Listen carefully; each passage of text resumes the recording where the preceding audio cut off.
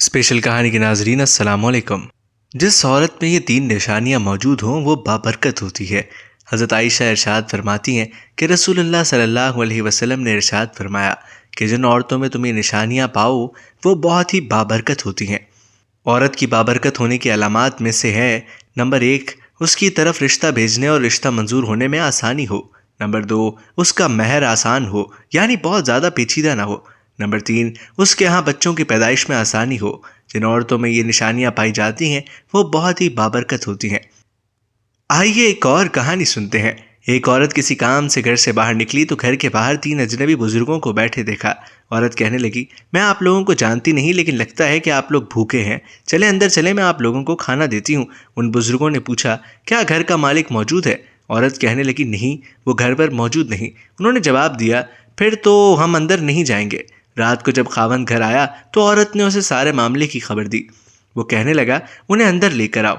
औरत उनके पास आई और अंदर चलने को कहा। उन्होंने जवाब दिया, हम तीनों एक साथ अंदर नहीं जा सकते। औरत ने पूछा, वो क्यों?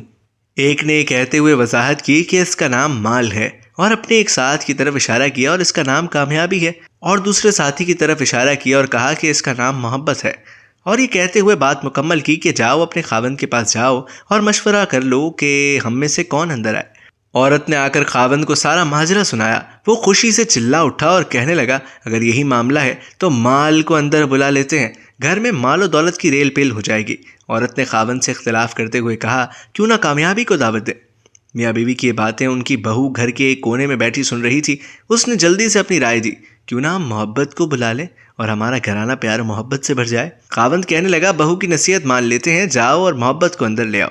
औरत बाहर आई और बोली, आप में से मोहब्बत कौन है? वो हमें मेहमान नवाजी का शर्फ बख्शे। घर वालों का मतलूबा शख्स उठा और अंदर जाने लगा तो उसके दोनों साथी भी खड़े हो गए और उसके पीछे चलने लगे। औरत हैरान और परेशान उनका मुंह देखने लगी। औरत ने माल और कामयाबी से कहा, मैंने तो सिर्फ मोहब्बत को दावत दी थी, आप दोनों क्यों साथ जा रहे हैं?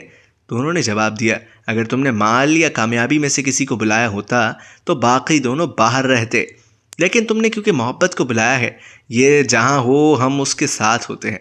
जहाँ मोहब्बत होगी वहाँ माल और कामयाबी भी मिलेगी। अपने दिल में और अपने अजीज़ों और साथियों के दिलों में मोहब्बत पैदा कीजिए, आप एक कामयाब शख्सियत के मालिक बन जाएंगे।